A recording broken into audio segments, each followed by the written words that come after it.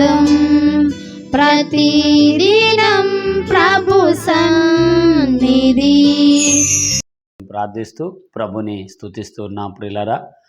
మరి జీసస్ ఆశీర్వాద మినిస్ట్రీ తరపున ప్రభు యేసుక్రీస్తు నామంలో మీ అందరికీ శుభాభివందనాలు, దేవునికి స్తోత్రాలు. సంతోషకరము. ఈ పూట దేవుని వాగ్దానపు మాటతో మీ ముందుకు రావడం జరిగిందండి. ఏమిటి ఈ దినం దేవుని వాగ్దానపు మాట? దేవుని పరిశుద్ధ గ్రంథము మనం చూస్తే చూడండి, కీర్తనల గ్రంథము 50వ అధ్యాయము 1వ వాక్యం చదువుతున్నాను. అక్కడ ఇలా రాయబడింది ప్రియులారా. దేవాది దేవుడైన యెహోవా ఆజ్ఞ ఇచ్చుచున్నాడు, తూర్పు దిక్కు మొదలుకొని పరమట దిక్కు వరకు భూనివాసులందరూ రమ్మని ఆయన పిలుచుచున్నాడు. పరిపూర్ణ సౌందర్యము గల సియోనులో నుండి దేవుడు ప్రకాశించుచున్నాడు. మన దేవుడు వేయి చేయుచున్నాడు, ఆయన మౌనముగా నుండడు.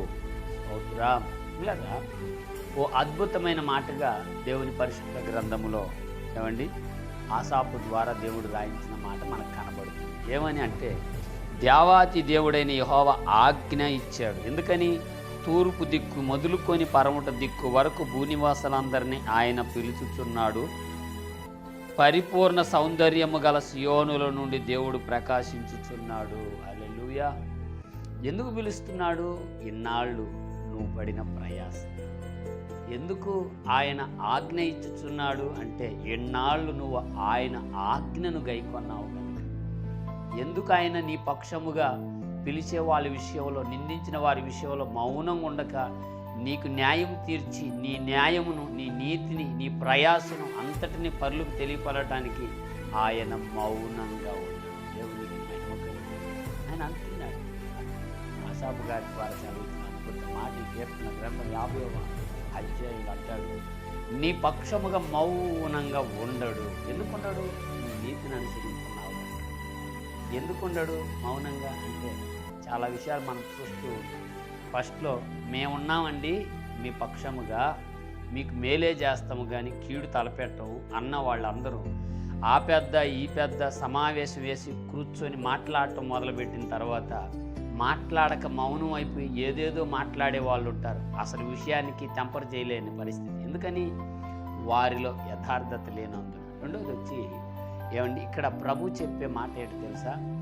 నీ ప్రయాసకు ప్రతిఫలము ఎక్కడున్నాడంట? పరిపూర్ణమైన సియోనులో నుంచి దేవుడు రమ్మని పిలుస్తున్నాడు. చూడరా, ఇలాగా నువ్వే స్థితిలో ఈ మాటలు వీక్షిస్తున్నావు, ఏ స్థితిలో ఈ వాగ్దానపు మాట నీ చవనం చొచ్చుతుందో దేవుని వాక్యం తేటగా మాట్లాడుతుంది. చూడండి, పరిపూర్ణ సౌందర్యము గల సియోనులో నుండి దేవుడు ప్రకాశించుచున్నాడు. మన దేవుడు వేయి చేయుచున్నాడు, ఆయన మౌనముగా నుండడు.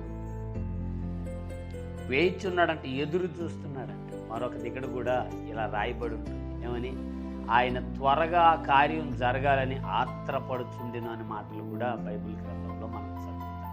మరి ఏ విషయంలో నువ్వు దేవుని కోసం గట్టిగా ఉపేక్ష కలిగి ఉన్నావు, ఏ విషయంలో నిన్ను నువ్వు తగ్గించుకొని దేవుని నామాన్ని హెచ్చించి నిలబడ్డావు, ఏ విషయంలో నేను ఆర్డర్ వేయను, నేను ఆజ్ఞాపించను, నా దేవుడే ఆజ్ఞాపించాలని కనిపెట్టుకొని దేవుని పరిశుద్ధ బలిపీఠం పాదాల ఎదుట నీవు విజ్ఞాపించావో, అవన్నీ నెరవేరు కాలము సమయం దేవుడు తీసుకొచ్చాడు.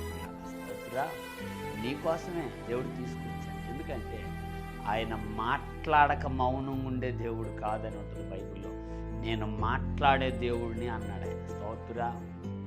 మరి నీ ప్రయాసంతా ఏమండి గాలికి మబ్బు తొలగిపోయినట్లు ఏమండి ఒక్క క్షణంలో నీ చింత దిగులు యావత్తును తొలగించి నీకు నెమ్మదిని దయచేయటానికి పిలుస్తున్నాడంట. రాండి, ఎవరెవరో నా బిడ్డ విషయంలో హేళనగా మాట్లాడారో, తప్పుడు సాక్ష్యంగా పలికారో, అసలు ఇది కరెక్ట్ కాదు అన్నారో, వాళ్ళందరి చేత నీకు ప్రశస్మములు కురిపించడానికి దేవునికి మహిమ కలుగును గాక. యేసయ్య మాట్లాడటం మొదలు పెడితే ఆయనకి జవాబు ఎవరు చెప్పగలరండి? మనం చెప్పగలం, నువ్వు చెప్పగలవా? ఆలోచించు. ఆయన మాట్లాడటం మొదలు పెడితే శత్రువుల ఎదుట విందు చేస్తాడంటే నమ్మండి మీరు. బహుశా ఒకవేళ అంత రుచి నువ్వు చూడకపోతే ఈ మాట నీతో మాట్లాడుతుంది. ఏమని? దేవుని మాటగా శత్రువులు ఎదుట విందు చేస్తాడు నీకు. అంతే. దాంట్లో వేరే విషయమే లేదు. నీ నిలకడ, నీ స్థిరత్వం, నీ నమ్మికను బట్టి దేవుడు తన కార్యం జరిగించుకుంటూ వెళ్ళిపోతుంది. ఒక మాట పరిచయం చేయనా?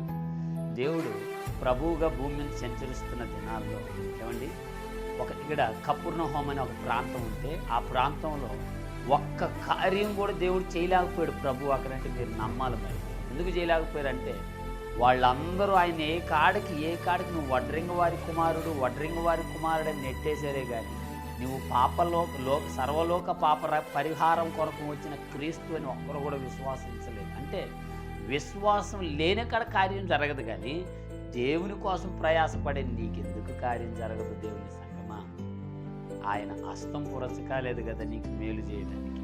ఆలోచించు. విశ్వాసం లేని వారితో కలుసుకొని నీ విశ్వాసాన్ని బలహీనపరచుకోబాక. వాక్యములే చెబుతుంది, బలహీనులైన వారికి వెడమగా ఉండి నన్ను గణపరిస్తే వారు నిన్ను బట్టి వారు కూడా బలవంతులుగా మారే అవకాశం ఉంది. చాలా ఆలోచించు. ఏ స్థితిలో నువ్వు వాక్యం వింటున్నావు? దేవుడు నీ పక్షముగా మౌనం ఉండడం. ఎంత అద్భుతమైన మాట.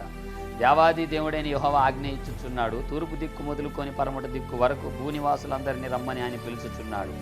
పరిపూర్ణమైన సౌందర్యము గల సియోనులో నుండి దేవుడు వేచేయుచున్నాడు. మన దేవుడు వేచేయుచున్నాడు, ఆయన మౌనముగా నుండడు. నీ పక్షముగా దేవుడే మాట్లాడితే అద్భుతం కదా. ఆలోచించు, ప్రార్థించు. అట్టి కృప దేవుడు నీకు దయచేయగలరు. ప్రార్థన. పరిశుద్ధుడు అయిన మా తండ్రి, మీకు వందనాలు. ఈ వాగ్దానం వీక్షిస్తున్న దూరాన సమీపనున్న నీ ప్రియతలను దర్శించి దీవించండి. నీవు వారి పక్షముగా మౌనము ఉండక వారికి మేలు చేస్తానన్న నీ మాటలతో నేను వారిని ధైర్యపరచమని, లేవనెత్తమని, స్థిరపరచమని, మీరు మహిమ తెచ్చుకున్నామని పునరుద్ధానుడైన యేసు నామములో ప్రార్థన చేస్తున్నాము తండ్రి. ఆమేన్. Praise the lord.